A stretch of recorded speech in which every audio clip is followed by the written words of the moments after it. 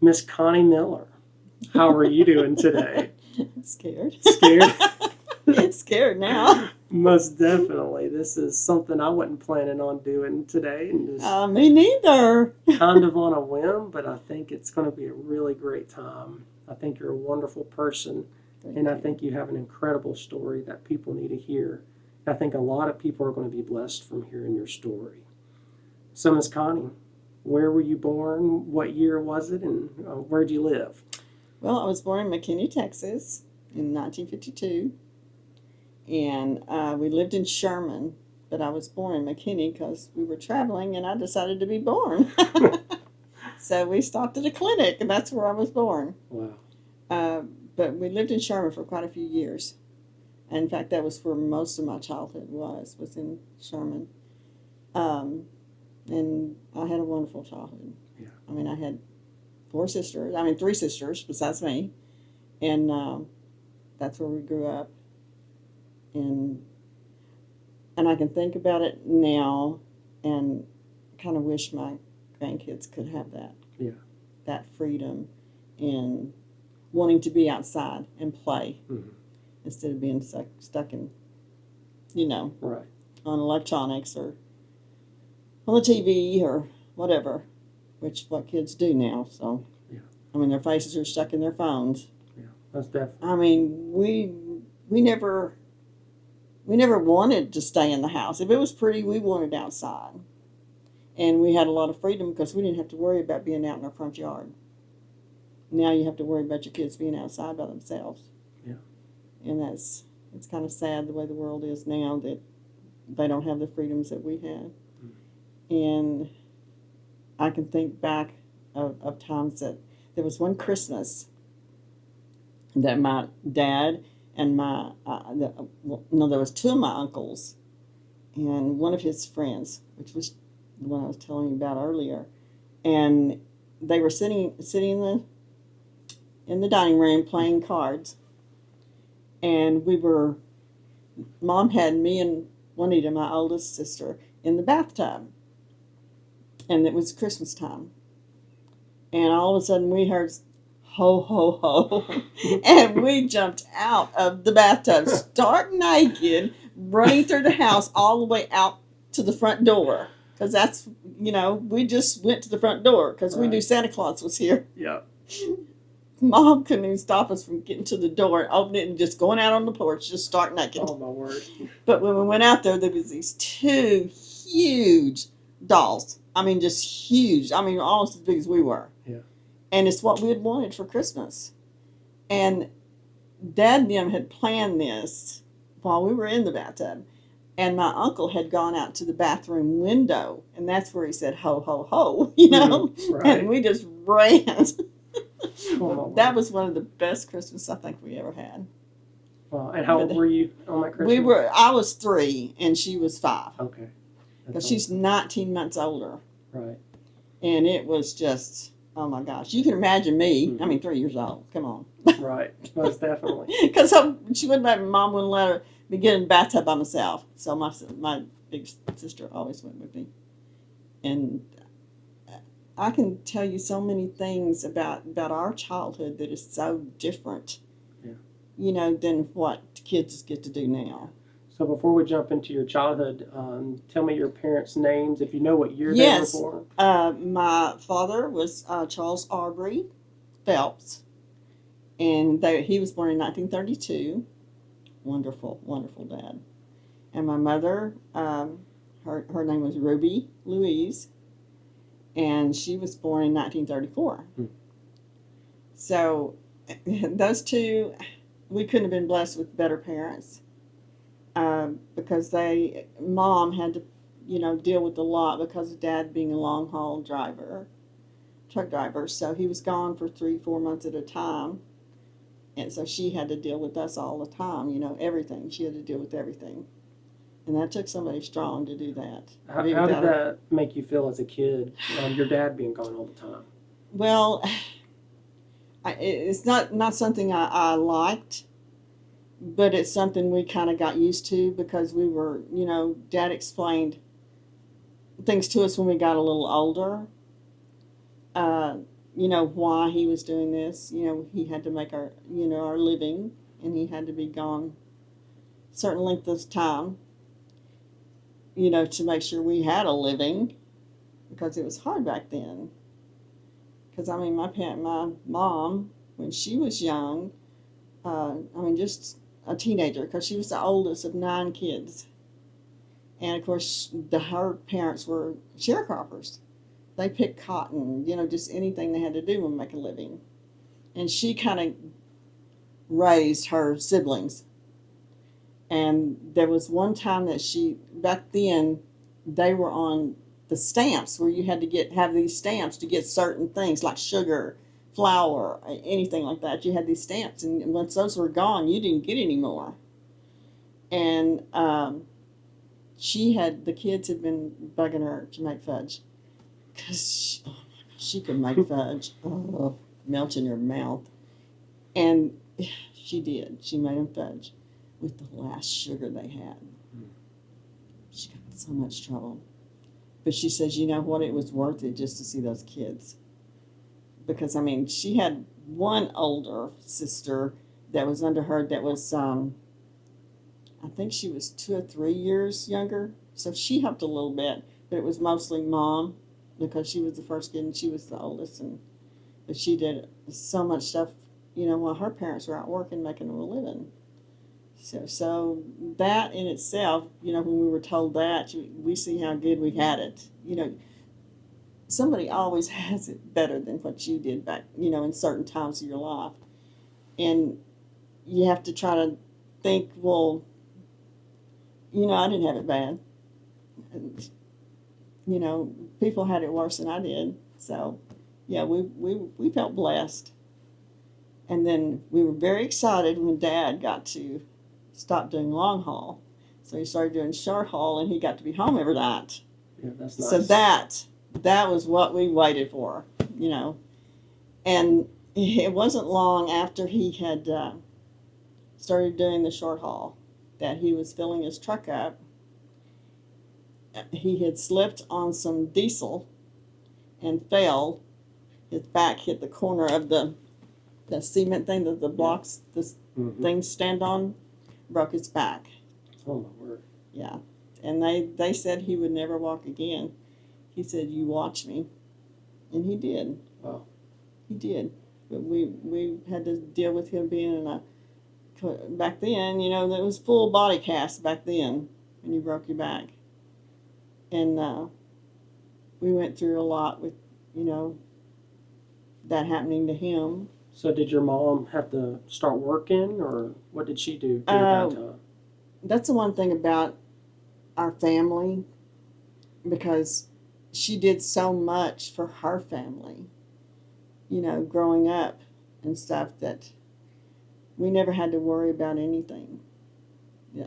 Somehow it was all taken care of. Us kids didn't know how it was done, but of course, and we never thought to ask, really.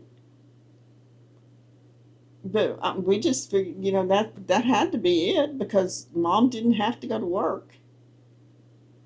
So, because he was out for a really long time, but he did walk again. He said, you watch me, because he was very strong-willed, and he was a man that believed in God.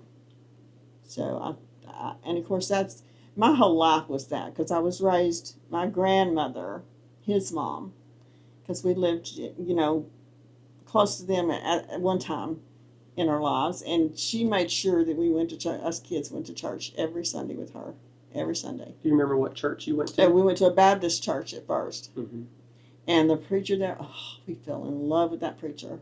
He was just the most, and his family, his whole family, because they lived in a house next door to the church, and we used to go over there all the time and be with them. His wife was in a wheelchair. Do you remember his name? Pastor Phillips. Pastor Phillips. Yes. And he was just a miracle to us. And his wife had polio, and she was in a wheelchair. And she was just, these people were, you just don't even know. They just made our life even that much better.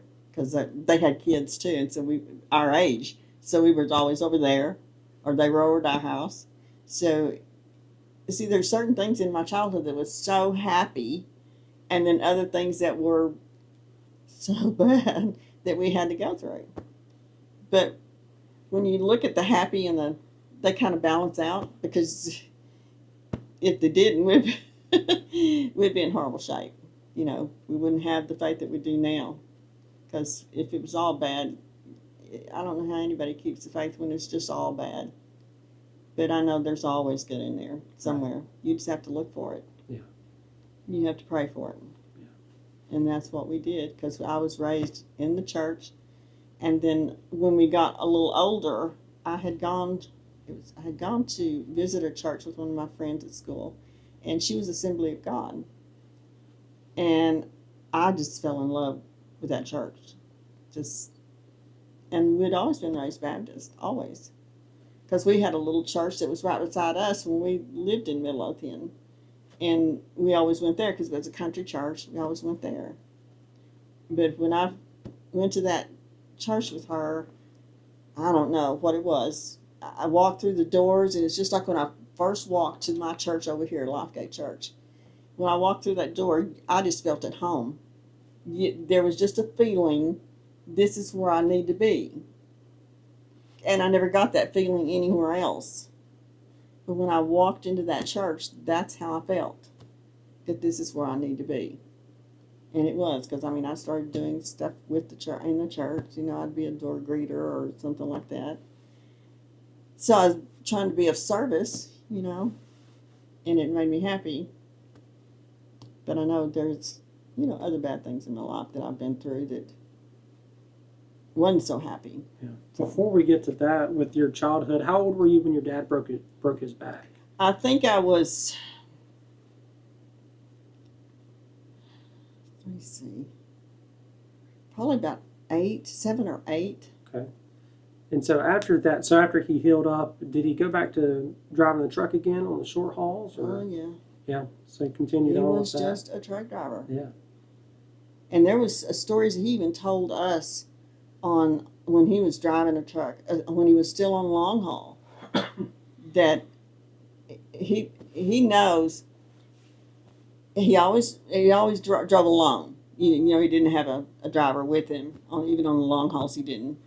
And he would, it was snowing really bad, and he was going down the freeway, and he has started kind of drifting off, and just all of a sudden he just felt something like this, and he looked over, and because he thought he had somebody in the truck with him, but he had fallen asleep, and he said I saw someone in that seat, and he says, I know it was God. Wow. Waking me up, because I would have went off the road because I had fallen asleep. Wow. And I believe it. I do believe it. That he was there with him, because we would have lost my dad if not. Wow. And that there is just little things that's happened along in my life and our whole family's life, all our lives. So it's because that's one thing in my family, that we believe in God and we know He's there. Right. And He's always there. Yeah, for sure. Because He told us, I'll always be with you. That's right. So it seems like you have very loving parents. Oh, and the best parents. What was the dynamic of y'all's relationship? What did that look like when y'all were kids? Was it fun and happy? Oh, yeah. Because when he was home, it was just like a holiday, just all over again. Yeah. And that's when I was telling you, we spoiled the heck out of him. Mom would always say, gee, thanks. Because when he got home, this man did not have to do anything for himself. He wanted water. One of us was getting him water. Mm-hmm. If he wanted his feet washed, we washed his feet. He was just waited on hand and foot when he was home.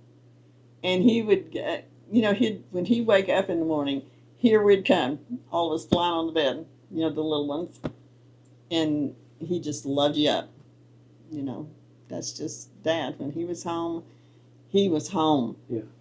And his kids were the number one in his family. He loved his kids, and we knew it.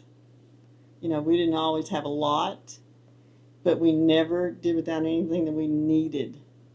Now, we wanted a lot of things, but sometimes that didn't work out. But we always had what we needed.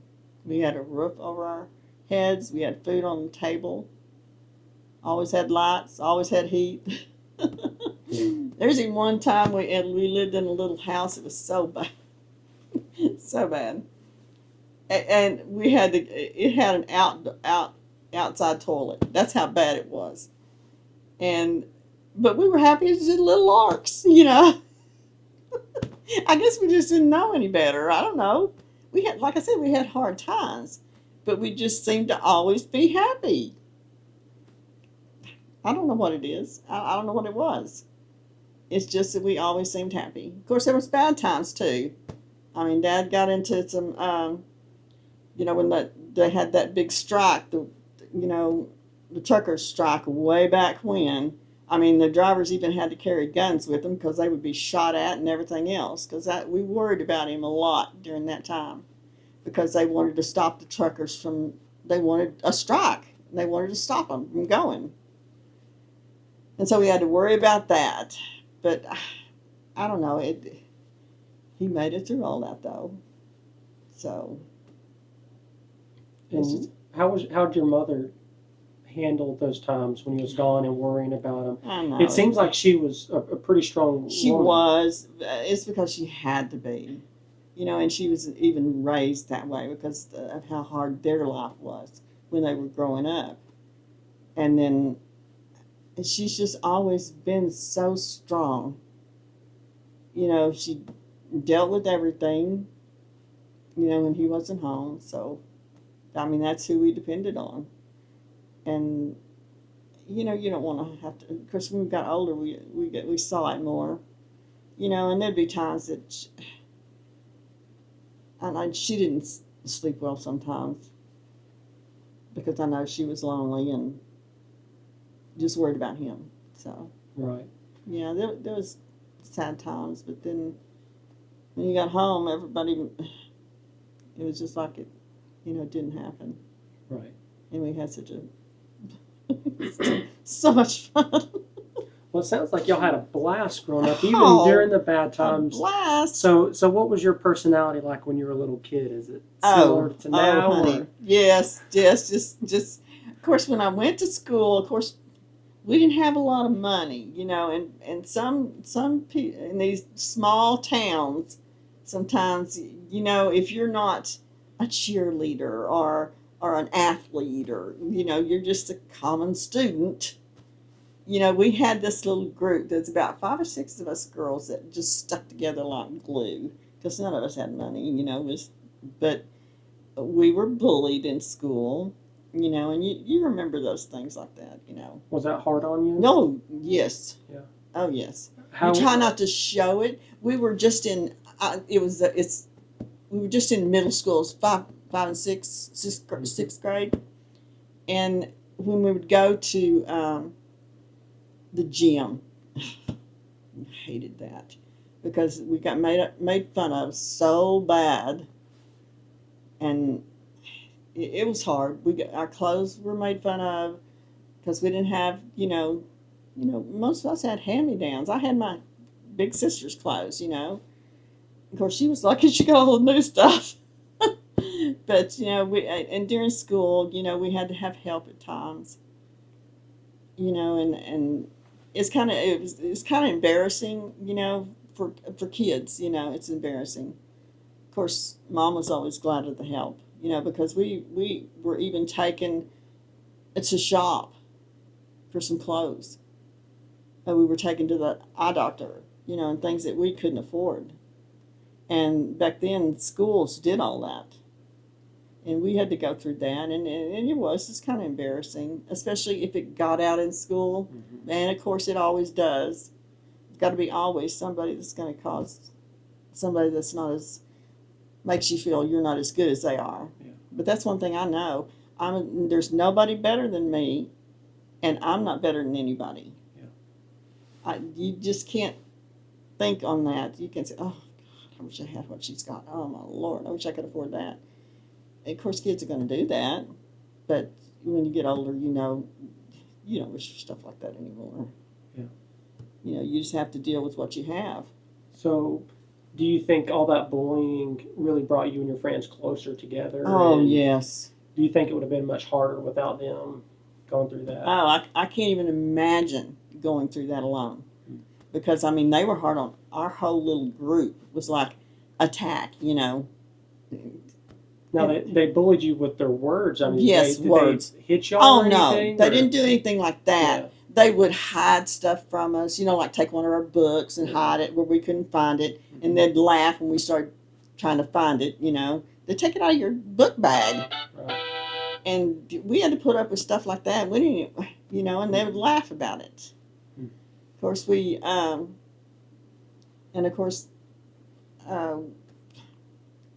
got better, when we got higher up in school. Right. But those years were pretty tough. And that's one thing I don't understand why people bully. I never have understood that. So, and I know it affects people. Oh, most definitely it does. And it affects you for a long time. Because you can even think back there. Yeah. And you think, oh, God, that was horrible. In what ways do you feel like it stuck with you for a long time? Because certain things that you do in your life and stuff, or you see something done to somebody else, and it kind of brings it all back to you, what you went through, and you feel like you want to try to protect somebody else from having to go through it. And I've even seen my little grandson. He was bullied last year, and it just broke my heart because I know what he was going through, and I said, oh, God, please don't let him have to go through that, because it does get in your psyche, and you think about it in certain instances of your life that happens, and you think back of what you went through, and it's not pleasant. Yeah. It's not even to this day to think about some of the things that we went through. One of our little friends, of course they were all, like I said, always still in our books and stuff. She had a little journal that she kept in her backpack, and they got a hold of it. And oh my gosh, because she would talk about us and how we don't make fun of her, and she didn't have. She said, "I tell my friends I have this and I have this, but I don't have any of it. But I don't want them thinking I don't have anything, because we were never invited to her house." And we didn't say anything about it, because she was our friend. We didn't think anything about it. We'd always go to each other's houses, but we never thought about her not taking us to her house. Yeah. We didn't ask questions about it. But she had a really bad life. When you read that journal, it just broke your heart. And then them getting a hold of it, that child, she didn't even come back to school for a few days. Wow.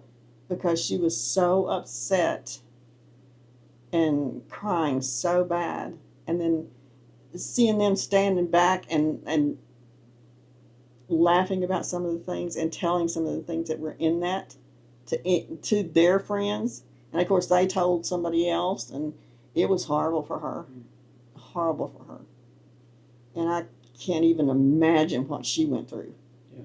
Except seeing how heartbroken she was. But she had guts. She came back to school. Did y'all ever bring this up to any of the staff? Or? They saw it. It was during gym time, and we had been in the showers and stuff, and come out to get our stuff, and of course that's when they had gotten it out of her bag, because everybody just left their bags. They didn't take their bags backpacks in the showers, so we just left them there, on the bleachers where we were sitting. They had gotten it out of there, and they started in front of students and stuff, that were in there. And there were some teachers that were over talking, and they noticed something going on. A couple of them walked over and stood there and was listening to it. All those girls they were expelled from school for Wow. 5 days. Wow. Of course, damage has already been done. Yeah. But they had to do something, you know. Well, at least they did something about Yes. it, you know. Back then, it's a lot different than it is now. Right. Kids, they don't pay any attention to it. Mm-hmm. Because all they told Elijah, because he went up and told his teacher, and all they told Elijah was, well, just don't pay attention to them and they'll stop.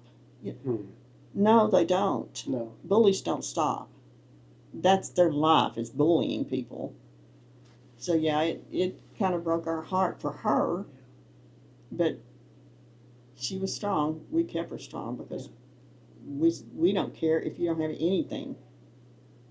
You know, that things don't matter.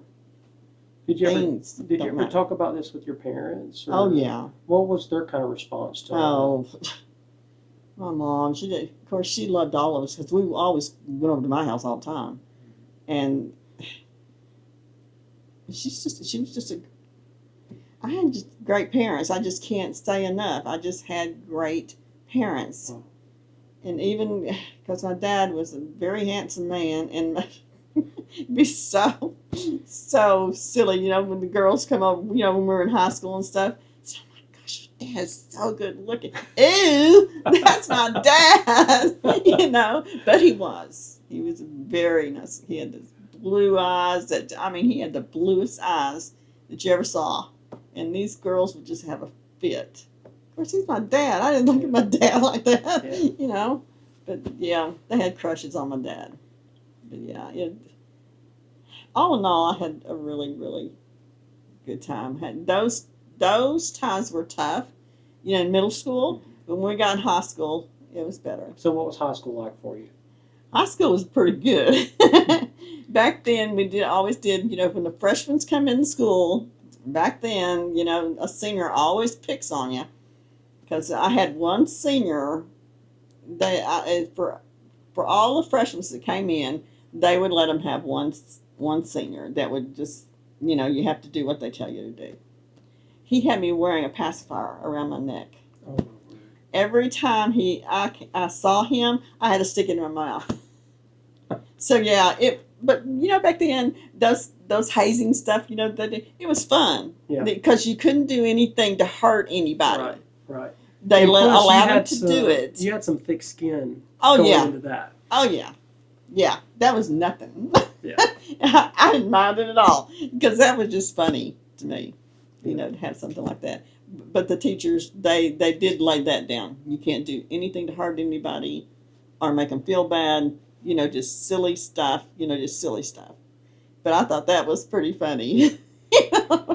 But we got over it. So in freshman year, a lot of people start noticing boys, and boys start noticing girls. Did you have any boyfriends or anything? Not really, because we were still kind of in that little group we still had when we went into high school. So freshman, not much. I had a really bad crush on my math teacher. Oh.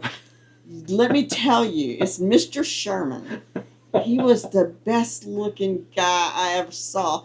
And he lived right across the street. We lived in this house on one side of the street. Him and his wife lived in the house across the street. And we lived real close to the school. And we would all go over there and, you know, his wife would make us cookies and all this stuff. Best time in the world. So y'all just went over there for some sightseeing. Yeah. But the thing about it is, when we got in class, I would always act up like crazy just to get his attention. And he finally, and I think he knew what I was doing, but he pulled my desk right up beside his and just set me right there. And he said, "Do not turn around. You stay pointed to the front," because he knew. But I'd turn around and start talking to people back just to get his attention. It was so funny. I said, "Oh, the things I did." I went, "Oh, Lord, why did I do stuff like that to him?" But he was so, you know, I think he was used to girls having crushes on him because he knew how freshman girls were. So I think he probably dealt with it the whole time he was there, because this man was really nice looking. I mean, he looked like a movie star. But yeah, I had a really bad crush on him. But boyfriends, no, not in freshman year. I started liking boys kind of in when I got up sophomore and on like that. But my sister, my older sister, she was so beautiful, and we couldn't even go outside because we'd go outside and we'd get when we were older, and we'd get a blanket and sit out there on the ground and get the sun and stuff and just listen to music and stuff. Mom let us go out there and sit there. It wasn't even 10 minutes that we were out there, and all these cars start driving up with these boys in them. Mom had to finally tell us, you can't do that in the front yard anymore. If you're going to have all these boys coming up here stopping the car just to talk to your sister. But yeah, then stop to talk to her. Yeah, I was a skinny little thing, just skinny little rail. So I didn't get any real boyfriends until I was on up in school. So do you feel like freshman year was a lot more enjoyable than those middle school years? My high school years were a lot better. Do you feel like that was really the changing point, was freshman year, away from all the bullying and everything? Yep. Yeah. What do you think Because changed? I think those girls, because we went to school with them. I mean, they went on to high school too. And they were still cheerleaders and all that stuff. But in my sophomore year, I started going with the football captain, Mike. And when I started going with him, guess who started running around with me? Or wanted to? Them. Cheerleaders. Yep. The ones that wanted, you know. But me being me, you know, I didn't say, no, I don't have anything to do with you. No, I don't do that. I just don't, because that's not the way we're supposed to be. So, they started coming to my house and stuff, but my friends started coming to my house, or still going to my house, but they got to know them like I did, and they started getting along with them. Wow. And I think they probably realized what they did to us. I know they did, but nobody ever said I'm sorry. That's the one thing I remember. Nobody ever said I'm sorry. But they started treating us good. I mean, like normal friends would treat you. Yeah. So I think that helped getting us all over it. Right. But yeah, there was bad times, but when we got in high school, it wasn't that bad. So we kind of enjoyed high school. So in sophomore year, you started going that captain and Yes. things like that. And I guess you went to all the dances and everything. He used to come out to. In fact, he walked. We lived out in the country, and he walked 1.5 miles to come see me. And he would get there, and we had a piano that I'd be sitting there playing the piano and stuff. And I looked, and he was there at the door, and I said, "What are you doing? How did you get here?" Because he didn't drive, then. And of course, he got a truck later, but he walked all that way just to see me. And I couldn't believe it. But yeah, he was something else. I saw him years later too, when he was grown, and he was married and everything. And it's just like, we'd never been apart, just because I hadn't seen him in years. But yeah, him and Dennis, another guy was Dennis. They were friends, and Dennis went with my girlfriend Gloria, which was one of my girls, and we used to double date, so that was fun. That's awesome. So what was junior and senior year like for you there? Pretty good. Can't remember anything fantastic happen, but just regular. Kind of a couple normal years. Yeah, that's a couple not normal. Not after good. the bad years that we right. went through. But yeah, it was.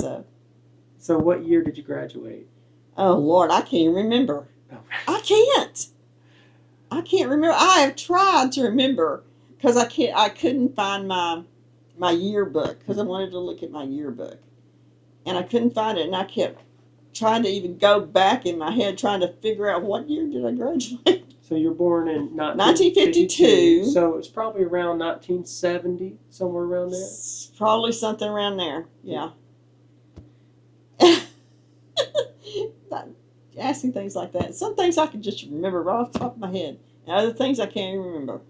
Because even my sister will laugh because some of the things I don't remember that we'll talk about, growing up and stuff. Oh, and those were the days. My sister, boy, she could be a booger. In what way? Man, when I was little, because I was littler than her, she was 19 months older, and me and her stuck together like glue. My other two sisters, Glenda kind of stayed by herself a lot, and Pat, she was just little, because she was 10 years younger than me. No, let's see, was it 10? Yeah, 10 years younger than me. She was. And we would make mud pies and stuff, like kids do. But she decides I'm going to eat it. Yeah, I ate a mud pie. My mother got on to her so bad. You do not make your sister eat mud pies. That's dirt. There's all kinds of things in that dirt. No, you don't do that. And she just laughed. I got her back though. How'd you do that? Cause when we had chickens and all this stuff. We had to take care of the chickens and all this stuff. And there was this ladder that Mom had up against the coop, and she made me go up the ladder, and she was going to follow me. So I started going up the ladder. She said, "I'll come right after you. Going up." Another one of her tricks. Well, she come up behind me, and I said, "Well, let me down. I got to go to the bathroom."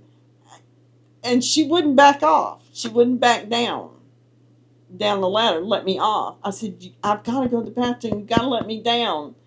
And I think she was thinking I was just saying that to get down. Well, she found out I needed to go to the bathroom. So I got back out. Man, you went level 100 on that. I'm sorry, but I couldn't hold it. I told her, I tried to warn her. I gotta go to the bathroom. What was her response to that? Wasn't happy. Yeah, I bet. Man, she got down off that ladder and she ran and out. Mom, go pee on me. Mom, she got in the house. I said, "Well, she wouldn't let me down from the." Said, "You wouldn't let her down from the ladder to go to the bathroom?" No.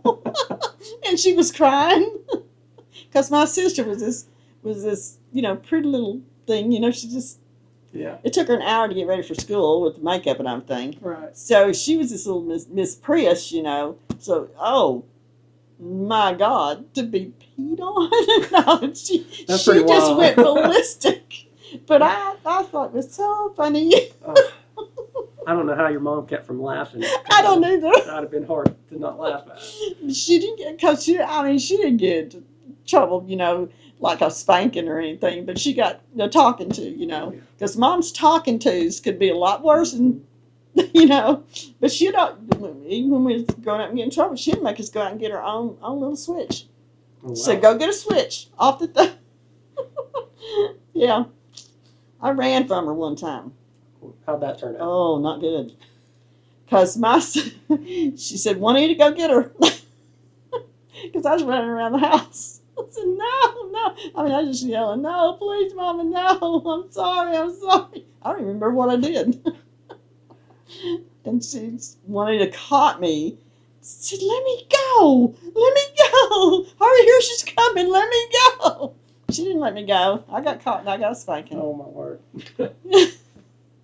We didn't get very many spankings. Mom just didn't believe in spankings that much. Mm-hmm. I don't even remember. I had to have done something bad. Yeah, I was about to say, I had to be pretty bad. Because it had to have been bad. But what hurt is she made you get your own switch. Mm-hmm. She said, "And don't get one of them big ones. Get one of them small ones because they hurt. They sting you." She never left a mark on us, but we'd think we were dying, because we just didn't get whippings. Mm-hmm. She'd figure out some way to punish, but we didn't get whippings. Yeah. But she did that day. I don't know what I did. I was just thinking about running, and I never ran from her again. Mm-mm. But boy, was I mad at Juanita. Why did you do that? I wish I'd have had the chance to do that to her, but no. No, but she was bigger than I was. So, like I said, I was just a little stick of a kid. And Juanita's your oldest sister. So you have two younger sisters? I had Glenda, that was next to me, and then Patsy, who's the youngest with the baby. Did y'all all stay pretty close? Yeah. Growing up, yeah. Now, when Glenda got married, she moved off. We didn't get to see her much. And of course, she had some bad times in her life. Yeah. So we lost her. So, but my youngest, she's in a nursing home right now. She's got a lot of health problems and stuff, but she is a delight. That child, nobody could be around her. If you were sad, you can be around her 5 minutes. You were laughing your head off because she can make you laugh. No matter what you were going through, she would cheer you up. She was just that person. You know how you get with these people that just make you laugh, Yeah. And she's that person. She's still like that. And she's always been able to make friends easy. But she's one of these that got into drugs and stuff. So. And what about your older sister? Oh, my oldest sister. Oh, she's my. No matter what she would put me through, she's my bud. Because we were really close growing up. She lives in Corsicana right now, so I don't get to see her much. But we talk all the time, and we can be on the phone 3 to 4 hours. And my kids say, "What do you talk about for 3 or 4 hours?" But we talk and laugh and cut up about things we did growing up, and that's what I'm saying. We can stay on the phone forever. And we'll even say, "Well, I got to get off here. I need to get to bed or do something or something." And we'll start talking. Just as soon as we say, "Well, yeah, we need to get," we'll start talking about something else and be on there another hour. It's just, because I think it's because we don't get to see that much of each other. Because I can't drive that far by myself. The kids won't let me. And, of course, she doesn't either. She don't drive after dark like I do. I don't drive after dark. Can't see. And all her kids live there in Corsicana with her, except one, and he lives in Dallas, but he comes all the time to see her. So, it's just that I miss her a lot. I'm not getting to see her very much. Yeah. But talking to her is great. Yeah, I bet. Well, Miss Connie, let's take a quick break, and when we come back from the break, let's get into after graduation. Sure. Okay. All right, Miss Connie, we're back from the break. You talked about your wonderful childhood, and I'm sure there's hundreds of more stories and stuff. It sounds so awesome. Endless. And we went through your little bit of trials in middle school and talked about high school, but now let's get into after high school. So you graduated somewhere around 1970. So what did you do after you finished high school? Well, let's see, in 1975 is when I had my first daughter. Were you married at that time? Yes. So when did you get married?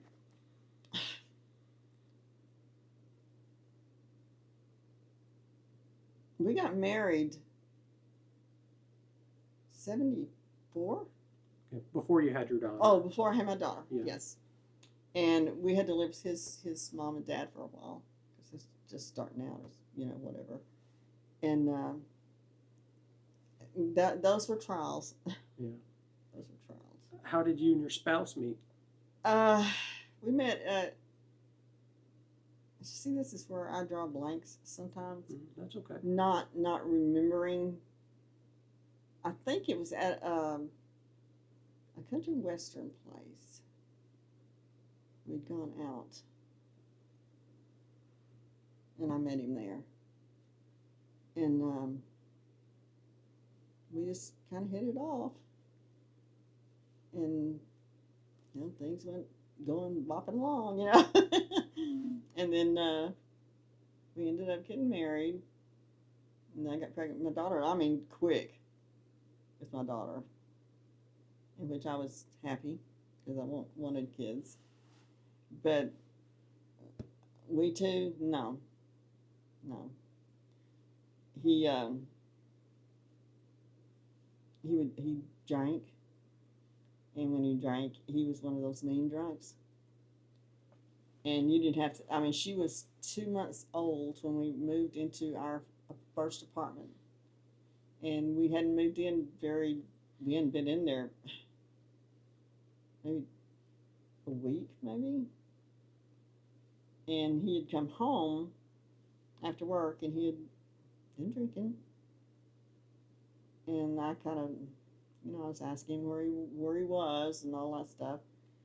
And she was in her bassinet, and I had my two nephews were there spending the night with me. And they were in the living room, playing and stuff. And we were in the bedroom, and he just, I don't know what happened. It just happened so quick. He lost his temper and just hit me.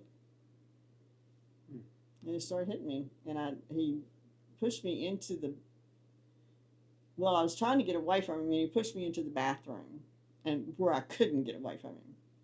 And just kept hitting me. Well, the only thing I could find was the brush, and I just started hitting him with it to get him off of me.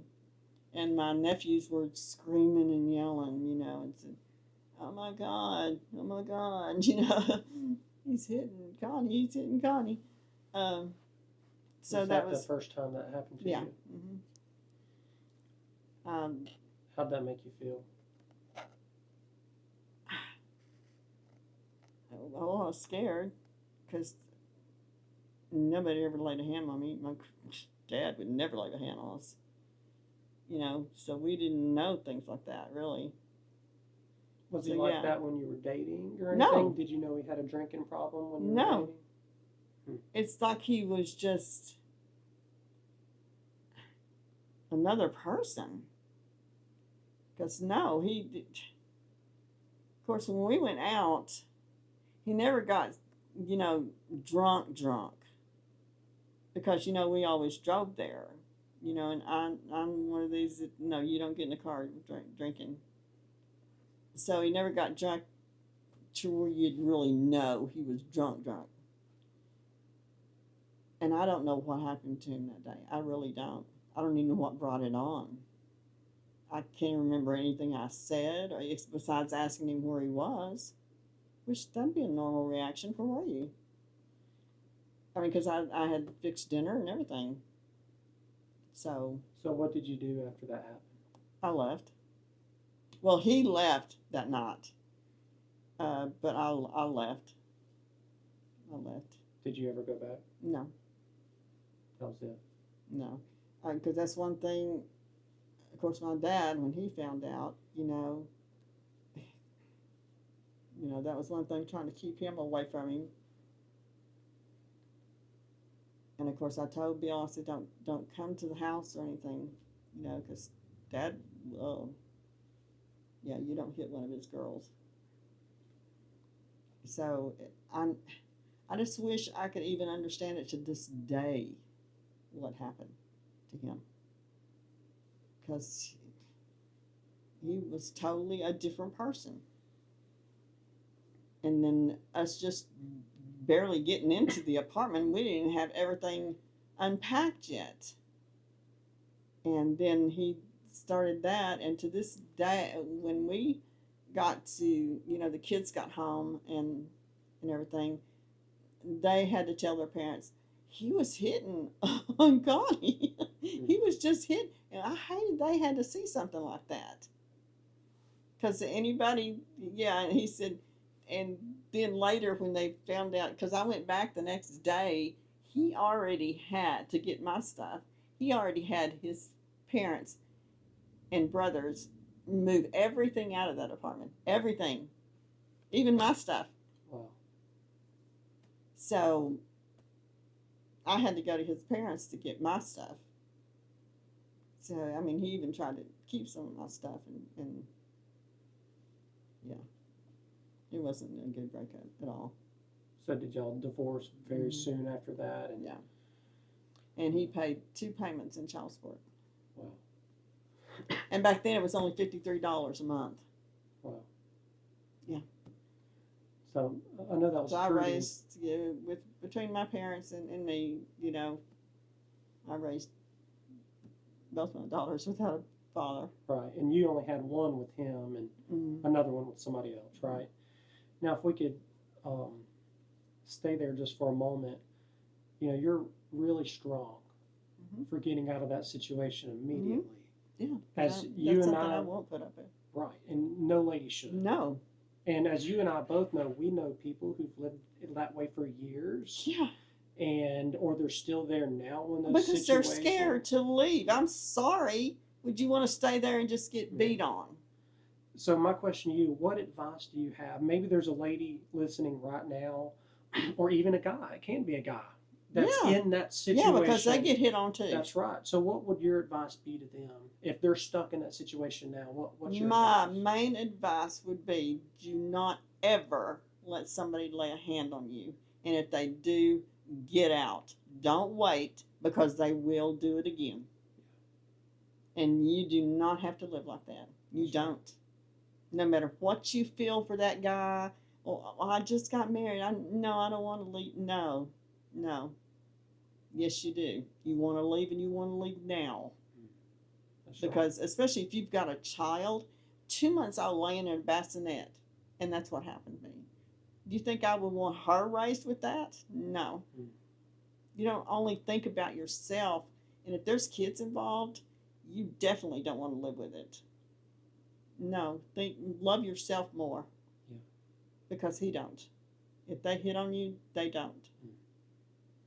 So don't ever stay, because there's people that have been women that's been killed because they didn't leave, and it's just went too far. So no, I would tell you don't ever stay with somebody that hits on you. Yeah. Not ever. Great advice.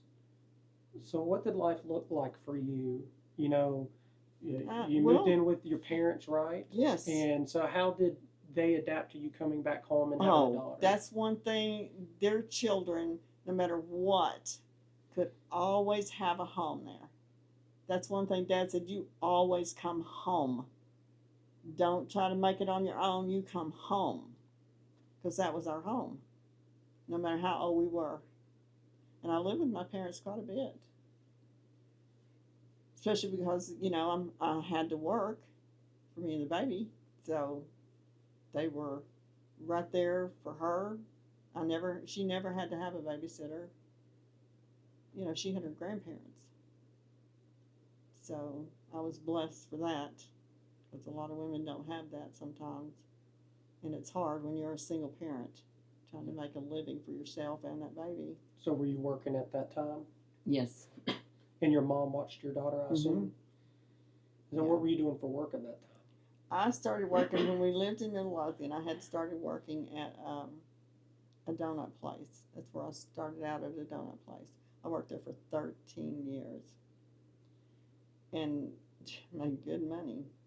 And plus, I liked the fact that I went to work at 3:30, but I got off at 12, and I still had time to do stuff because when she was in school, I would volunteer at the school to help her teacher.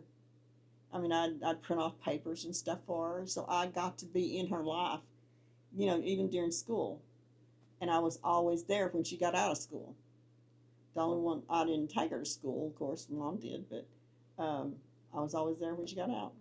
And I was there at the school helping her teacher, so I got to be with her then. So it was good.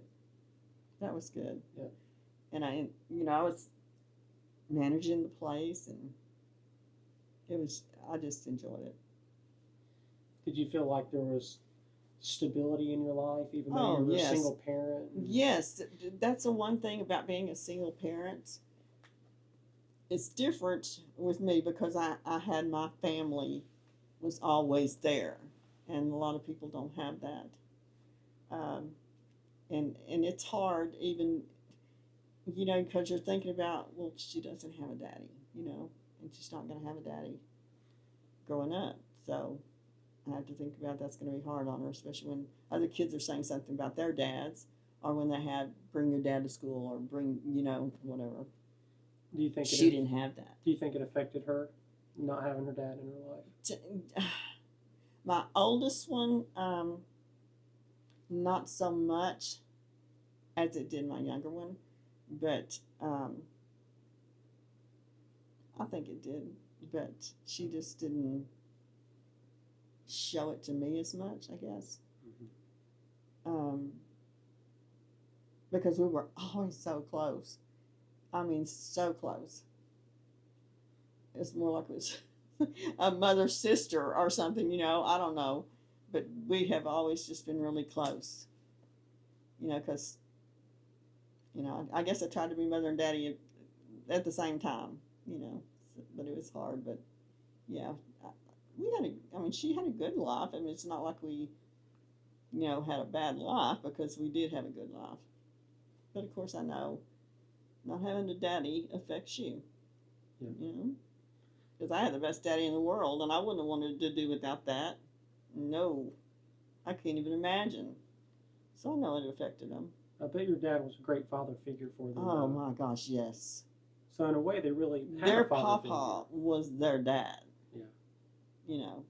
Because they never was afraid to go to him to ask anything or ask for anything. Did he spoil them rotten? Oh yeah, oh yeah, oh yeah. Because see, he had 4 girls. Yeah. So yeah, he spoiled all his girls rotten, and we spoiled him rotten. So yeah, he did the same thing for his granddaughters. Yeah, because I had 2 girls, and Juanita had 2 girls and 2 boys. So, and Glenda, she had a girl and a boy, and Pat had a girl and a boy. So he had a lot of girls. And so when was your second daughter born? She was born in 85. 85, They're okay. 10 so years 10 years apart. apart. 10 years apart. Okay. And don't ask me how that happened. I said, God just made me have another baby. that's what Because that was a shock. Yeah, that's the story we'll run with. Yeah. For sure. No, it was. It was even a surprise to me. Oh, really? So I went, well, okay, thank you, Jesus. Well, were you still living with your parents? Yes. Then, No, wait a minute. When I got pregnant, yes. No, I was in an apartment in Midlothian with Jennifer. Me and Jennifer was in an apartment there in Midlothian, because I worked at the grocery store that was right across the street from where I lived, the apartments that we lived in. So that was convenient. So didn't even have to have a car, but I had a car, but I didn't have to have one because I walked to work all the time. So how was, being a single parent and not living with your mom and dad? Ways it was hard. About getting them to school and getting them home and stuff like that. So, and with it wasn't too long. I think she was just a few months old when I had moved back in with Mom and Dad.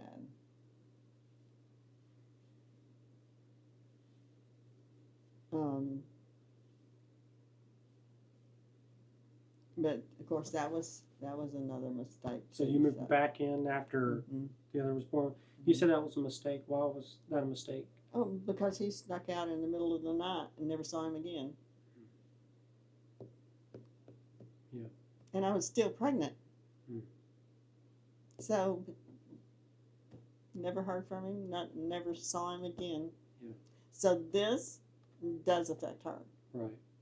Because she doesn't understand. I don't even think she understands to this day how he could have just left before she's even born. In which, to me, how does a father do that? I don't even understand it. And you said a couple months old when that happened, or? No, I moved back in with my mom and dad when she was a couple months old. Okay. And when did he leave? He left, like I said, I was sick. I think I was 6 months. I think I was 6 or 7 months pregnant. Okay. I was getting that twisted around in my mind. Yeah, I think I twisted it. But yeah, because I was twisting the moving back in and stuff like that. But yeah, because we did, live together for a while, and then when he just up and just that bye. How'd that make you feel when that Oh, happened? like a piece of trash. Hmm. I felt like a piece of trash. Just garbage you just throw out. And never understood it. To this day, I still don't understand how a man can do that. Does it still bother you today Yeah, when you think about it? yeah, yeah. See, that's one thing I never got in my life was somebody to love me. And I don't understand why, because I'm. You can ask anybody how I am, and if I love somebody, I love them like there's no tomorrow. You know, they're they're loved, and I never could understand what I did wrong. So you had this really great foundation of love growing up, Yes, and then when you became an adult, it feels like a lot of your ideas of what love was broke apart. right. Because I So, saw how much my mom and dad, right. that's where I got my foundation for love. Mm-hmm. To see that man and woman love somebody that much. So that's where I get, oh, I want that. Mm-hmm. I want that when I grow up. Did you ever find that? No, no, no. The closest I ever came, um, his name was Randall. And he's really the only dad that my daughter knew. So that was her dad to her. Yeah. And of course, you know, he told me he loved me. He was younger than I was. I don't know if that had anything to do with it or what, but So this had to bring a lot of confusion. oh yeah, And that so what was your whole process of emotions after all this? I mean, it's I had been through so much heartache and heartbroken at that time that I didn't understand anything anymore because I never ever found, like I said, he was the closest one I ever came to knowing what love was. But then it just wasn't enough, I guess, because I mean, we broke up and we even got back together.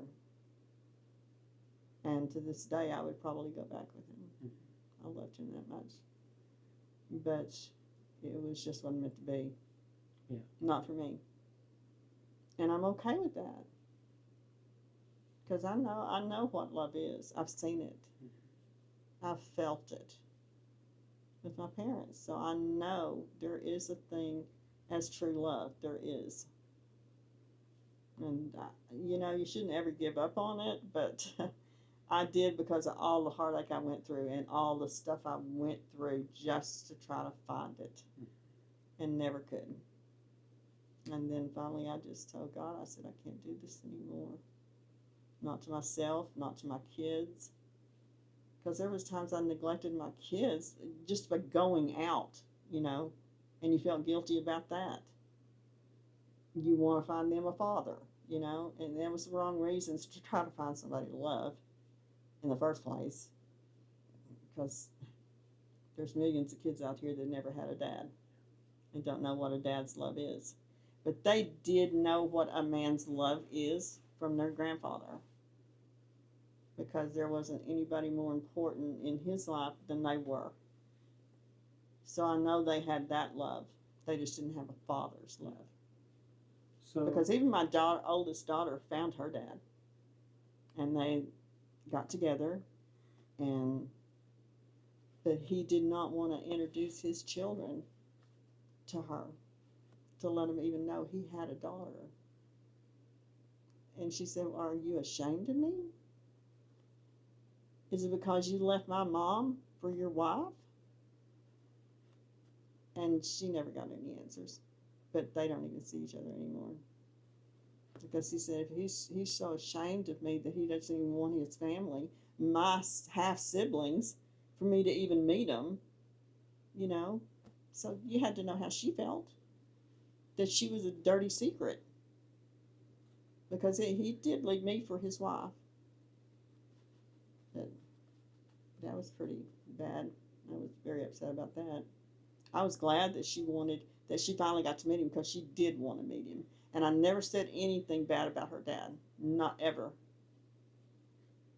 So it wasn't anything I said that she didn't want. That I think that's one reason she did want to find him, just to know who he was. Because the last time she saw him was she was 4 years old, and he was getting off work, and I saw him, and I stopped and let him see her. Because the only time he only paid 2 months child support the whole time, and they had called one time and wanted to, I think it was Easter or something, and wanted to take her and do something with her. I said, well, sure. And I was always scared to death that he would want to start seeing her. Because you feel, oh, is he going to try to take her away from me? All these things go through your head, when you're a mother. So, but he never even showed up to even get her. So I said, well, don't guess I have to worry about that. So yeah, it was pretty bad. So these are super hard times. Yes, I mean, I you're went through. facing, That's not even half of what I went through. and so you faced abandonment. Oh You're yeah. skewed on relationships with men and how that's supposed to be, and Yeah. I mean just so much. How did you get through any of this? God. That's who I turned to. I finally just couldn't do it anymore. I couldn't do it to myself anymore, because I was doing things that I should never have been doing, just trying to find a man to love me. And I know one thing, it's not the way to do it. Let me tell you that. Do you think you were just not in a way of insecurity, or maybe it was from a place of insecurity? Did you feel just Well, yeah, so? because I didn't have any. I said, why can't somebody love me? What's wrong with me? I kept blaming myself. It wasn't me. Because I couldn't, I'm a loving person. Very much so. Very. Very much so. And like I said, when I love somebody, I love them. And that's all I wanted. Just somebody to love me. That's all I wanted. And never got it. But I just had to go to God with it, because I couldn't go through it anymore. What do you mean by I was broken. What do you mean by you went to God with it? What was that? I just finally said one day, I can't do this anymore. And I think it was when I lost my dad. What year was that?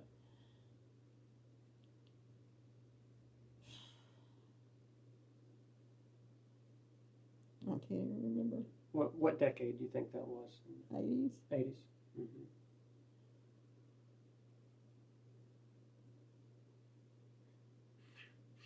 I think when I lost my dad, that was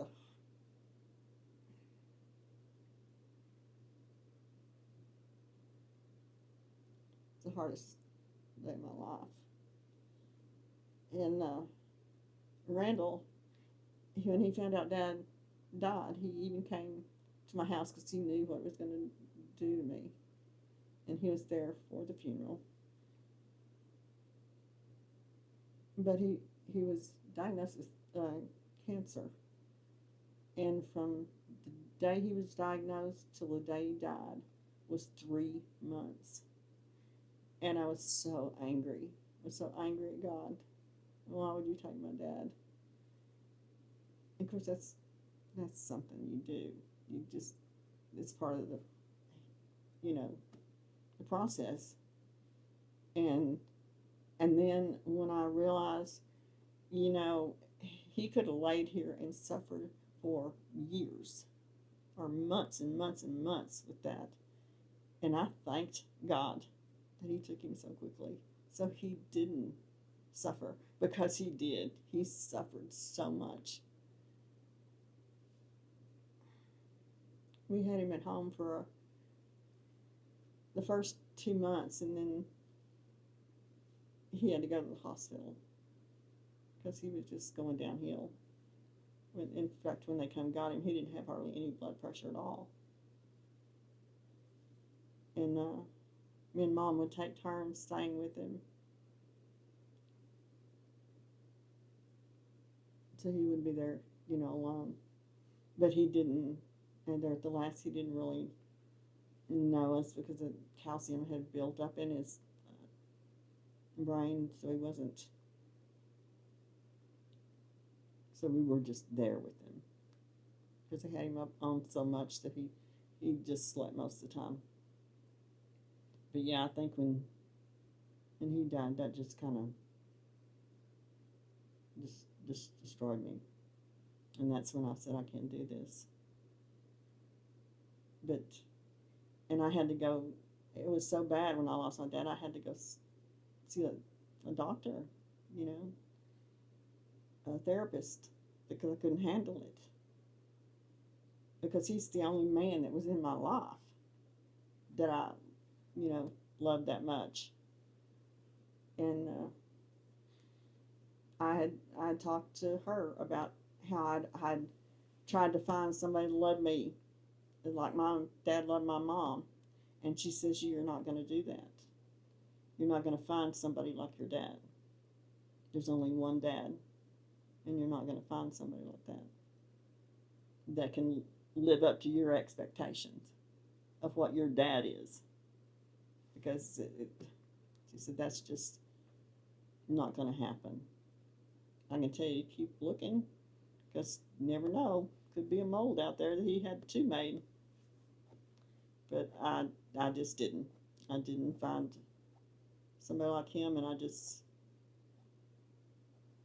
in fact, I know I just didn't want to even live there for a while. I lost my dad. I didn't want to live anymore, and my life was going nowhere. And I got up one night, it wasn't too long after, I think it was about a month after he was gone, and I still couldn't sleep good, because I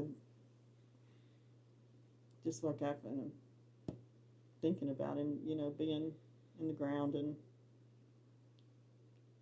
I got up and I was going to the restroom, and because my bedroom come right out, and I turned, and there was the bathroom, and the living room was straight ahead.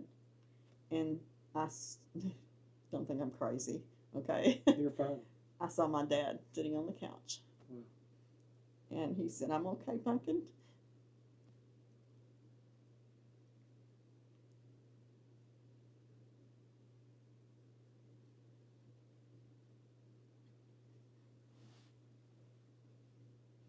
And I was okay after that. Because that's what he called me, is Pumpkin. And he had that goofy grin that he had. And he said, I'm okay, Pumpkin. Just like that. And it wasn't there anymore. And I know God did that. God let me see you one more time.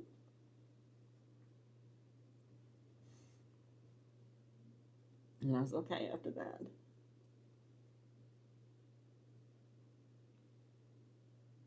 Your dad's a great man. Yes, he was.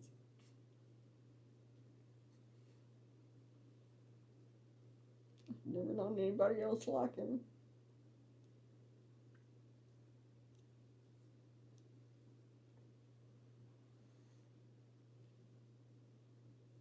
And he was a good man.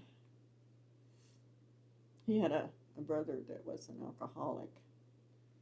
And he was one of these mean alcoholics. I mean, he'd get out his guns. He shot at his wife one time. Oh, he's had it in my face before. And then I just, we went through some times, honey. Let me tell you, but he had told everybody that he owned my dad's truck. He owned our car, or my mom's car. And he owned the trailer that they lived in. Dad would just shake his head. I said, how can you let him just say that, tell people that, and you don't say anything? He says, that makes him feel better, let him go ahead and say it. See, that was my dad. Yeah. He said, it's not hurting me a bit. Yeah. I know, you know, I own my own truck, you know, I own my own car, my own house. Because, I mean, and even Dad was one of these that when he died, we didn't know it, but he had that insurance on everything they owned, and it was paid for when he died. Mom never had to worry about a house to live in, a car to drive, nothing. And he thought about stuff like that.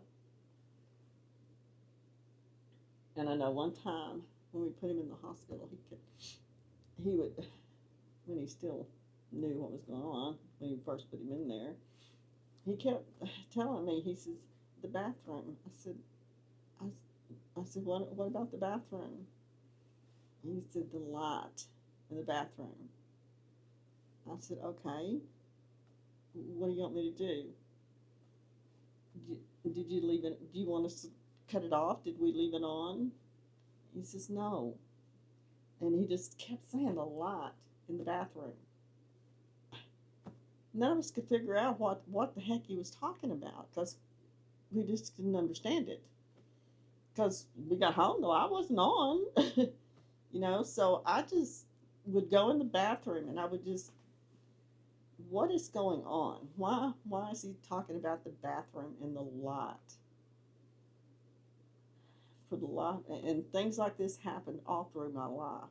That's why I know God has been with me the whole time I've been here, and He's not going to leave me. I I would jiggle the light switch. I would do any. What was He trying to tell me? I took us.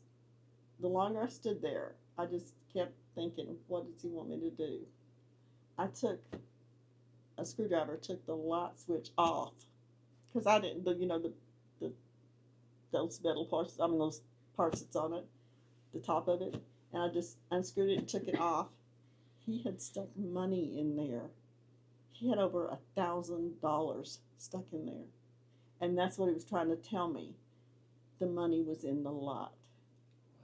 We would have never found that money. No. Never.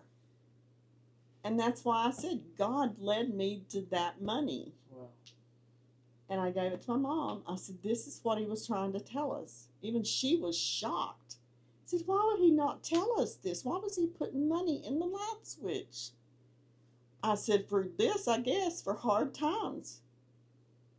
Because he knew he had cancer even before he went to the doctor. Because his dad was dying of cancer.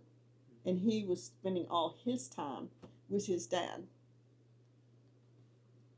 Not taking care of himself, because he knew he was sick before they even told us. Yeah. So, I mean, that's him taking care of his family even when we didn't know how we was going to take care of us. So, and things like that, little things like that have happened my whole life, that Jesus had led me to things, certain things that I needed to know or take care of or whatever. That's why there's not anyone on this earth that could tell me that God is not here. Jesus is with us all the time. All you have to do is call on Him. And I just wish more people did that. Yeah. Because we wouldn't have a world like we have now. Because all Jesus said, love one another. And that's what we need to do. Yeah. I don't know.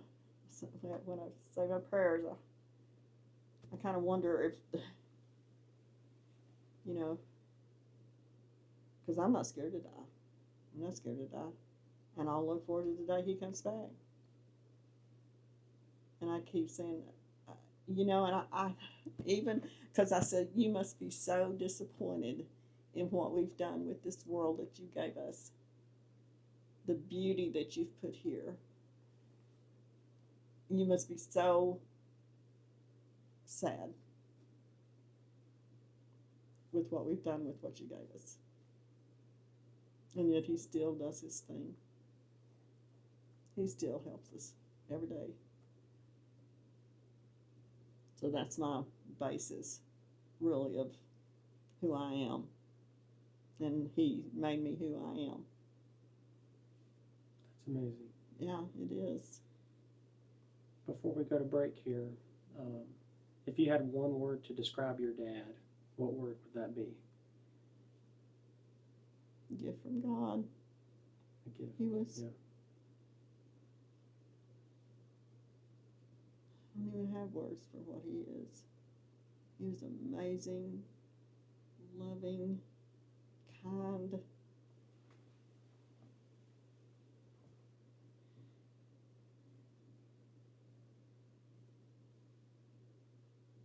I wish I could even think of a word that describes everything that he was. If he was listening right now and you could say something to him, what would you want to say to your dad? I love you so much, Dad. I miss him every day. I know they say it gets easier, and I've always believed that, and it does. It gets easier. But there's this time of year, especially because he died just close to this time of year. Mm-hmm. In fact, we took his gifts to the hospital. And I usually had a little mini breakdown every year about this time. I've gotten better at it. I usually always have a cry, but then I'll just go on. But this time of year is especially hard. But yeah, he was my hero. Just my hero. Yeah. And I wish everybody could have a dad like him. Everybody. Because they have a heck of a lot. Yeah. That's definitely. Well, let's take a quick break and we'll come back and hit the rest of it, okay? All right, Miss Connie, we're back from the break, and we just finished talking about how wonderful your father was and what he meant to you, and kind of want to talk about, what went on after that. Did you move in with your mom after that happened, or where did life Yes. kind of go from there? I had a home built for me and the girls in Alvarado. First home I ever had. Built it from ground up. Got to pick out the tiles, the brick, the carpeting, everything. And of course, to me, that was just a miracle, because I never had anything, And I got to do that. And we moved into the house, and I was there in the house when, for a few years.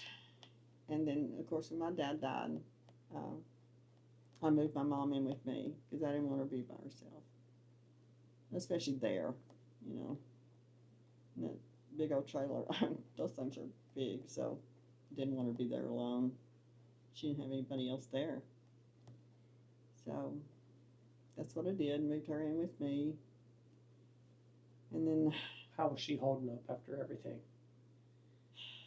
for a while there, not too good. She didn't do very well.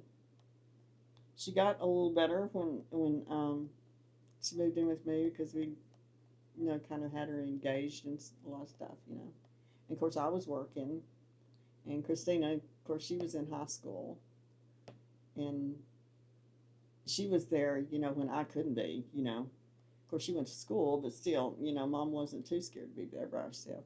But her health was going down. In fact, that's when I quit smoking because the doctor told her, you have got to quit smoking. Because she had emphysema bad. And he told her, you've got to quit smoking or it's going to kill you.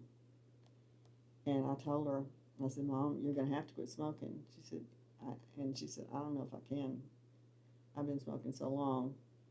And I said, yes, you can, because if you quit, I will quit. We can do it together. She said, okay, we'll try. Well, I ended up having to get her patches, those. The nicotine patches. Yes, the nicotine patches. And I didn't do anything. I just said, I'm quitting. I'm not going to do anything. And I did it. I did. I had headaches and stuff, but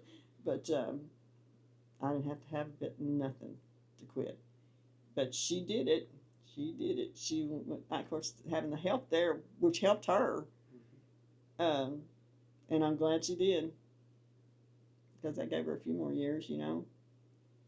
But but us doing it together, I think that helped her a lot. Yeah. And she seemed happier there. But she had to go to the doctor one day while I was at work for an appointment, and I had just got off work, and she was kind because she had to drive to Cleveland. I think that I think Cleveland's where her doctor was, and we got there about the same time, and I was pulling up as she was pulling up. Well, she wasn't getting out of the car, and I walked over to her. I said, "Mom, you okay?" And she was kind of slurring. I said, "Mom, what's wrong?" And she had a small stroke. Mm. So I took her back to the I took her to the hospital, and yeah, she had a small stroke, and she it didn't affect her after that. I guess it was just the beginnings of it or whatever, because it didn't, she didn't keep slurring or anything. So I guess it was just a small one, I guess. And she got scared of being there by herself, when I was at work and Christina was at school. So I talked to my sister, that Glenda, which didn't work at all, and she lived in McKinney, or on the other side of McKinney. Yeah, it was the other side of McKinney. I can't remember the town. And she said, "Well, I'll just bring her down here with me because I'm here all the time." So I asked Mom and said, "You want to go, spend some time with Glenda?" And she said, "Yeah." And so they come and got her, and then I followed them, to take stuff of hers back with them. And so she lived there until she died. And Glenda had called one I think it was on a Thursday, Wednesday or Thursday, and she said, "You got to come get her." I said, "What?" So what are you talking about? She said, "You have to come get her. She's driving me insane." And I said, "What do you mean she's driving you insane?" Said she does not shut up about, her health and stuff. I said, "Clinton, that's just Mom. What are you talking about? She don't mean anything by it. Don't pay any attention to it. She's okay." And because she took her to the doctor's appointments, all that she's supposed to, so she never missed any. And she made sure she gave her medicine, because Mom kind of started getting where she's kind of mixing it up and stuff, because she had a little bit of Alzheimer's. And Glenn said, "Well, you just have to come get her." I said, "Okay, I'll come get her that weekend." So I said, "I'll have to work the next couple of days, and then I'll be down there to get her that weekend." She said, "No, you got to come now." I said, "Glenda, I can't. I have to be at work. I could come this weekend and get her," which was 1 or 2 days. So I can't remember exactly what day it was, but it was towards the end of the week. And she kept, "No, you need to come get her now, or you will never see her again." I said, "What?" See, you have to understand my Glenda, she's our middle sister. Yeah. If she wasn't hurting somebody, she wasn't happy. And she was that way growing up. Man, she would do stuff to us, her growing up. That's how mean she was. And she would laugh about it if we got in trouble. She made sure we got in trouble for it. And we didn't even know what she was talking about. "We didn't do nothing, Mama." But that's just the way she was. She was just a mean person. And I didn't get to see my mom again. She said, "You come to my house, I will have you arrested for trespassing." Okay. And then it wasn't even a month, I don't think, till she called me. It was in the middle of the night, and she told me Mom had died. And I just lost it. I said, "Why would you not let me see my mom?" And she said, "Oh, don't even start."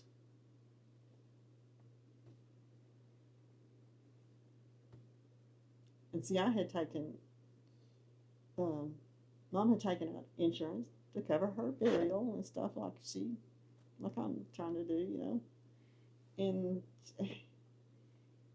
she had even called the insurance company to try to get my name taken off of it and hers put on it. Said, "Oh, ma'am, that doesn't work like that. You can't just have somebody's name taken off of it. Your mother has to either change that name. In fact, she's the only one she can do that can do it. And of course, Mom wasn't able to do it. She's gotten to where she got, where she couldn't do stuff right.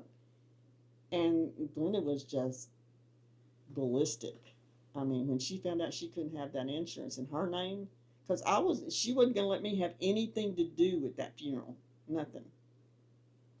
So when we went to the funeral, we had to go up there, of course. I think she had it in Sherman. I think that's where it was. And she didn't talk to me, nothing. And that's the first time I'd seen my mother since she had left my house. I mean, we had visited there, with her, because when Jules, my granddaughter, Jennifer's daughter, was born, we took her to see Mama, and we took a picture of all of us. And I said, 4 generations right here in this picture. And, so we wanted to make sure that she got to meet Jules, and that was a good day. But she was bound and, no, I wasn't going to have nothing to do with it. And she was so upset when she had to come to me and say, "You need to go sign some papers." And I was just a basket case. Because when I walked in and saw her, I just almost collapsed. Doctor had given me some medicine just to get me through this. And I had to go back there and sign the papers, because I was the beneficiary or whatever. And I was so upset with her. It was hard for me to just keep from saying anything. We didn't speak after that. And because if you would have saw this place, I think I would have, when we pulled up to it, I said, I just,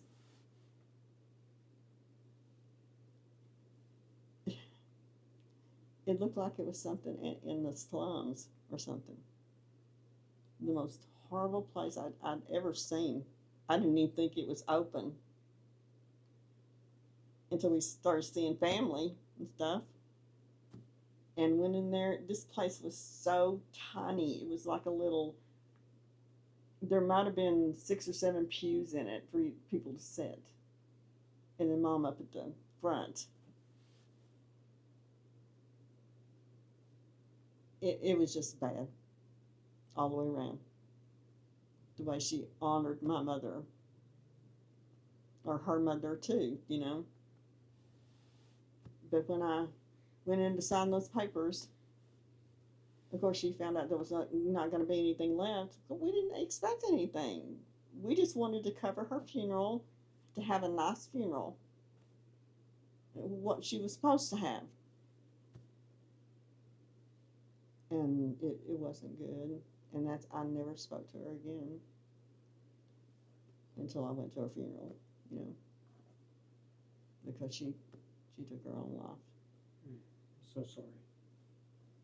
Which was that hard on you? Yeah, because I know that's a sin, and I prayed for her. I prayed to God, please forgive her, because I don't really know what she was going through. I don't know what was in her mind to think that it was so bad, because she had a good life. She never had to work.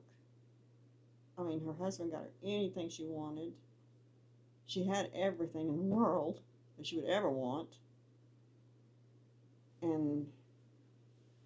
But she was just not a happy person. She was just a mean person. Even growing up, she was just mean. And if she hurt somebody, it just seemed to tickle her to death. So we just didn't understand. But we found out later on, because my grandmother told my older sister that when she was younger, Mom had taken her to the doctor about how she acted and stuff sometimes. doctor said that they did a bunch of tests and stuff and said she has a little, I don't know what they called it, but it was kind of like an imbalance or something in her brain. And the doctor, wanted mom to take her to another doctor. And I don't even know if my dad ever found out about that. I don't know. But my grandmother finally told my older sister, that there was something wrong with her and needed to be taken care of. But she never got the help she needed. And I don't know how that happened. But yeah, we knew something was wrong with her. So her taking her own life, that shocked us all. But to know that she didn't have to go that route. Yeah. So how was life for you? Both your parents are now passed, and so what's happening in life, and how is it navigating through life without both your parents there? That took some getting used to, because that's the one person or the two people that I had to go to when I needed somebody, because I didn't have anybody else in my life. Because my oldest sister had married at 16 years old.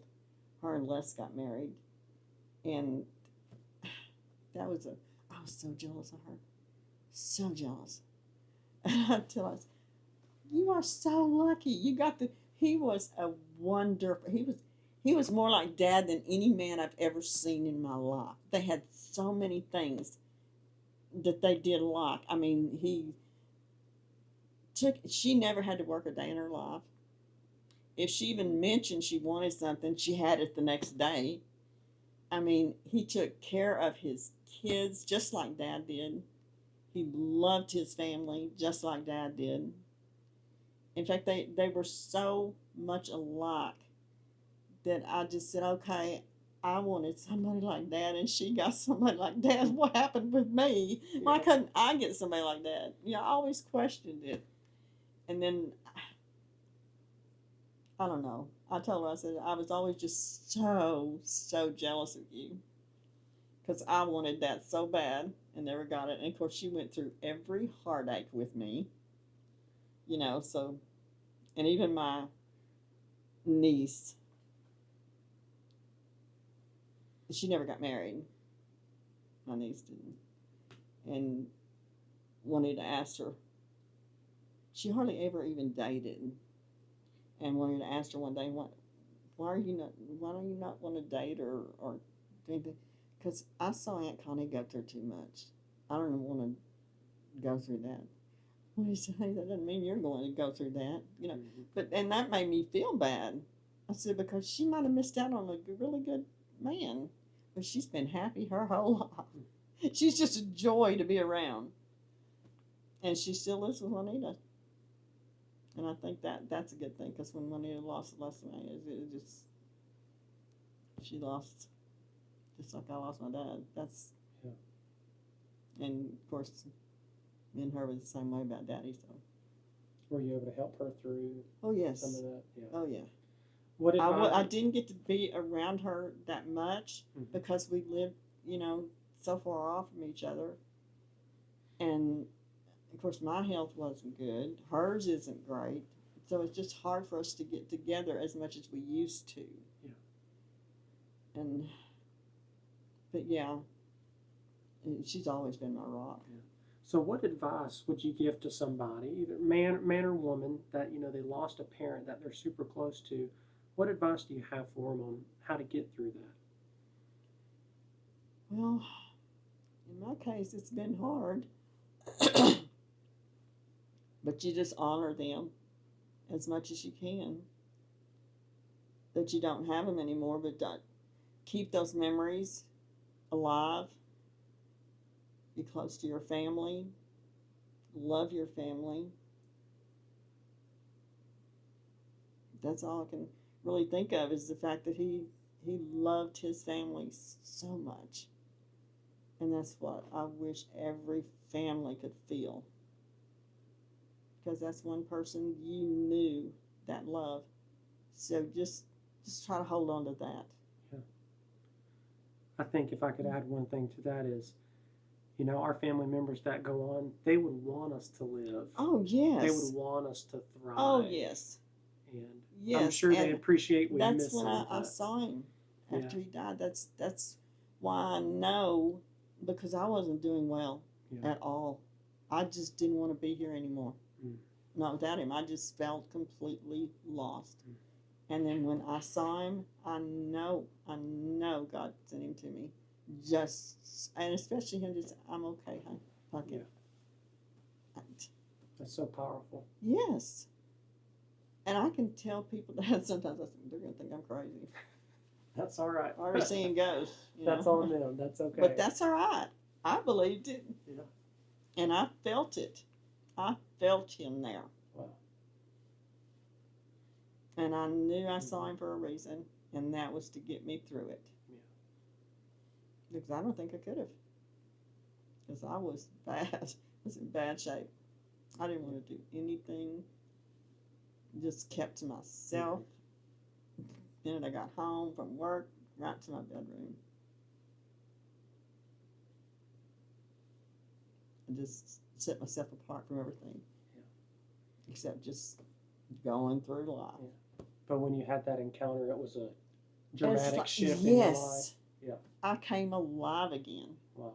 I didn't have to keep seeing the therapist because I felt, I don't know, something lifted off me. Yeah. I don't know what it was, except seeing him telling me he was okay. Because I knew where he was because of the man he was. But I just couldn't let go. Yeah. I was having a really hard time, him not being here anymore. So, God did that. Yeah. For me. Well, let me ask you this. I mean, you've been through so much in your life. Oh. You've had a lot of victories. I mean, you've had one of the best childhoods I've ever heard. Oh, but so I much did. after that, right? But it doesn't seem like you harbor No, bitterness because or I had resentment. so much. Here's the forecast for tomorrow in Well, Burleson. we don't want Look that, for lots do we? of sun with a Alexa. high of 70 degrees Fahrenheit. Alexa, and a low- stop. Sorry about that. Yeah, me too. So I was saying She does that every night, though, that's to tell me okay. the weather. That's okay. So sorry about that. But That's okay. what I asked is, it doesn't seem like you harbor any bitterness or I resentment. don't, because the fact I keep, that's why you need, when you lose somebody like this, you need to hold on to those good times, Yes. those memories, that love you felt at that time when they were here with you. Don't ever lose it, and that's how you're going to make it. Yeah.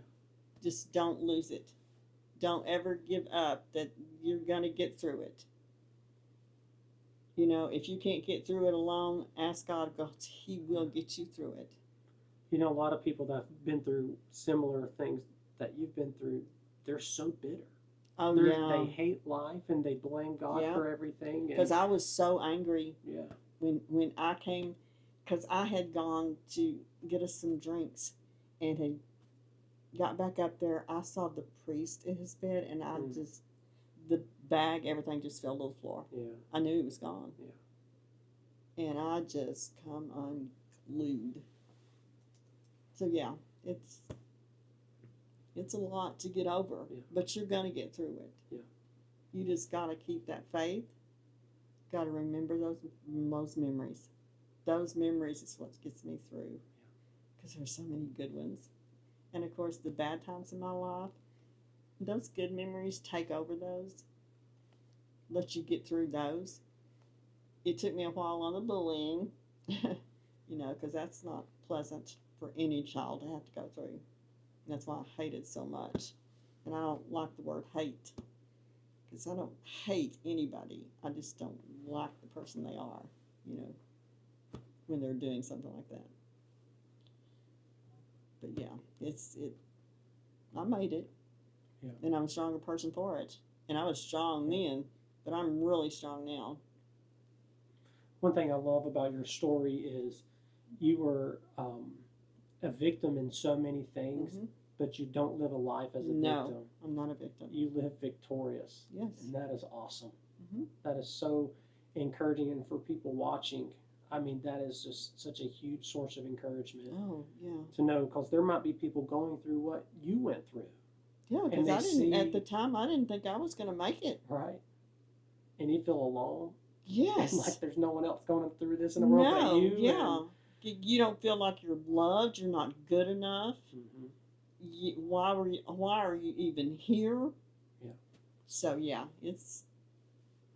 I was at the lowest point. I don't think I could have got any lower. Yeah. But I made it through it. And that was just by one person. And it was God. So nowadays, how's life treating you? Great.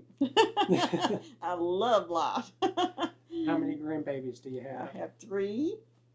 Awesome. I've got my 2 grandsons from Christina, and I have my granddaughter from Jennifer.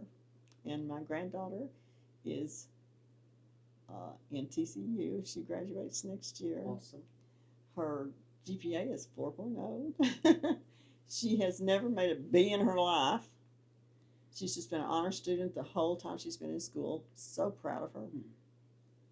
And both my grandsons are just amazing. Of course, my middle schooler, he likes football. He played football last year when he started middle school. He was so good. He was quarterback. He was good. That boy can throw that football. And Elijah, he's my little artistic person. He likes drawing, and he's just but their dad is an artist. He's amazing stuff, and they took after him on that. They love to draw, both of them, and they're good at it. Yeah. Love my babies. I can tell. Yeah, pretty proud of those suckers. Look at that, my boys up there. I see it. Yeah. That is so awesome. That's Jules over there.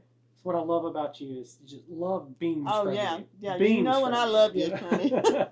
It beams from you, and I love seeing You're that. getting there. It's so refreshing to see that. That's for sure. And I got 2 questions for you, and we'll wrap this up. First one is, what are you most grateful for right now? Right now, Yes, ma'am. my family. Your family. That's always first. Yeah. But he taught me well, so That's my right. daddy. That's right. He taught me how family's supposed to be. And if there's one message that you could give to the whole world that's listening to you right now, what would that message be?